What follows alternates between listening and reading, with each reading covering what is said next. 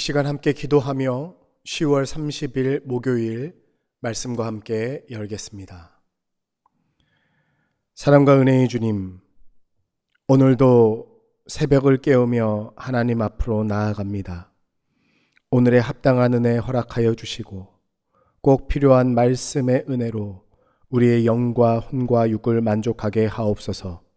우리의 눈을 밝게 하셔서 살아 역사하시는 하나님 바라보게 하여 주시고 우리의 귀를 열어주셔서 선한 목자이신 주님 음성을 듣게 하시며 우리의 손과 발에 힘을 주사 성령의 인도하심에 열심으로 순종하게 하옵소서.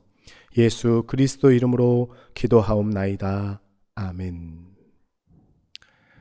오늘 우리에게 주시는 하나님의 말씀은 스가랴서 14장 9절에서 15절까지의 말씀입니다. 주님 감사합니다.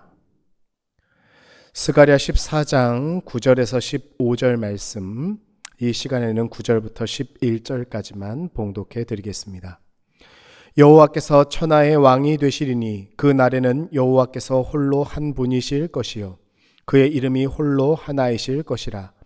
온 땅이 아라바 같이 되되 게바에서 예루살렘 남쪽 림몬까지 이를 것이며 예루살렘이 높이 들려 그 본처에 있으리니 베냐민 문에서부터 천문자리와 성 모퉁이 문까지 또 하나넬 망대에서부터 왕의 포도주 짜는 곳까지라. 사람이 그 가운데 살며 다시는 저주가 있지 아니하리니 예루살렘이 평안히 서리로다. 아멘. 오늘 우리가 함께 살펴볼 본문의 말씀은 스가랴 14장 9절에서 15절까지의 말씀입니다. 이 말씀은 스가랴서 전체를 꿰뚫는 핵심 주제인 그 날, 즉 여호와의 날에 대한 비전을 들려주고 있습니다. 스가랴 14장에 보면 그날이라는 단어가 총 7번이나 등장하는데요. 스가랴 선지자가 이 여호와의 날을 얼마나 중요하게 생각했고 강조했는지를 알 수 있습니다.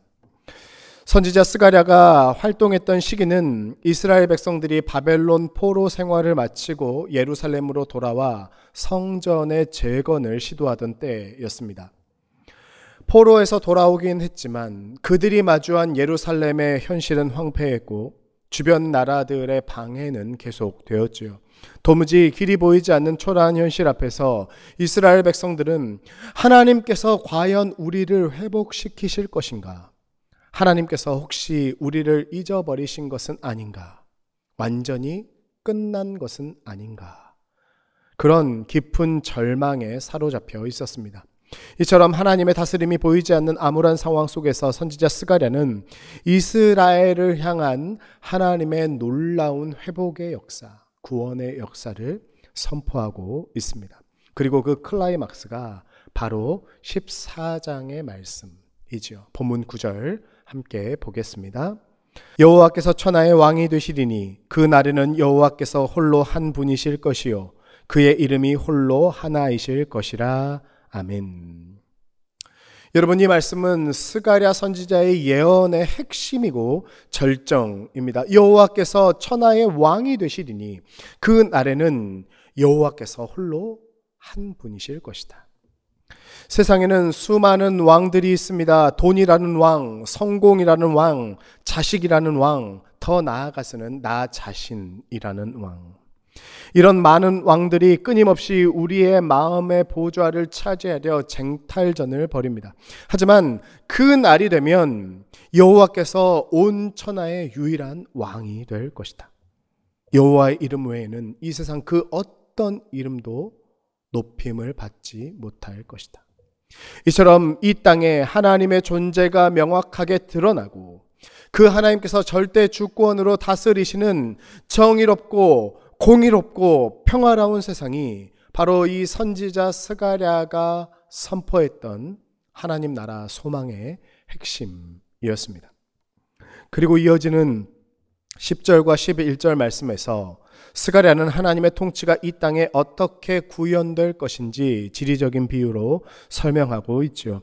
본문 10절 말씀 함께 보겠습니다.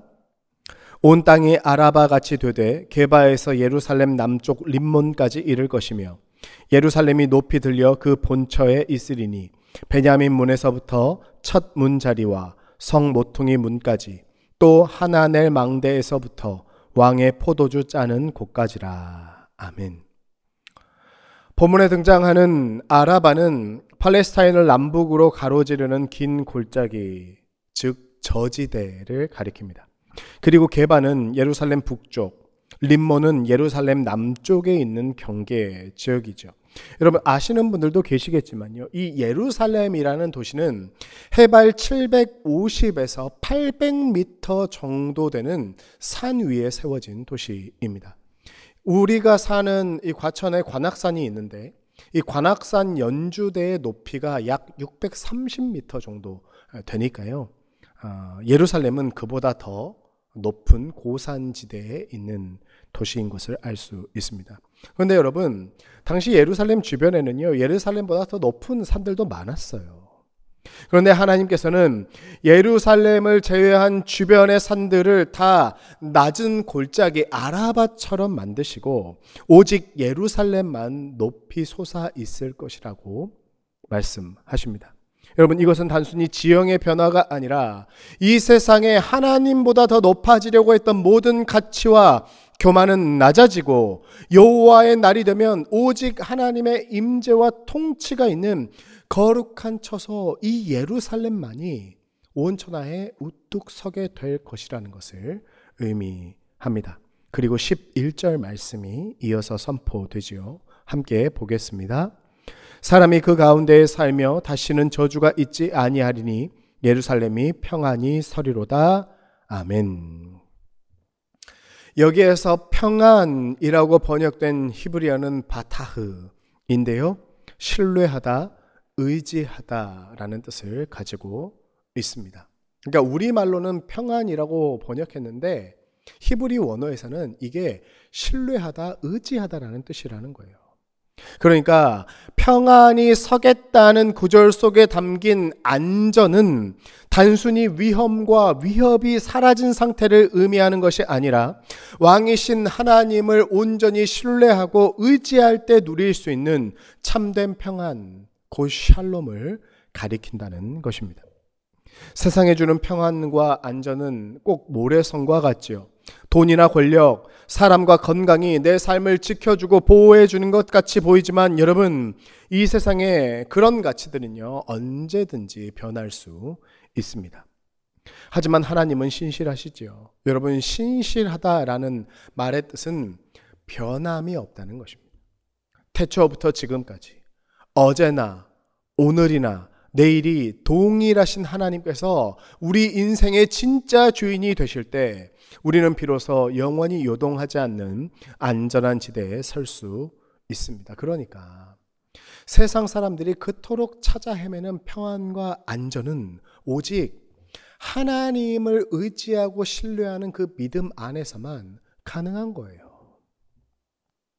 하지만 하나님의 다스림 안으로 들어오지 못한 이들은 평안을 얻지 못한 채 결국 썩어 사라지게 될 것입니다. 본문 12절에서 15절까지의 말씀 함께 보겠습니다.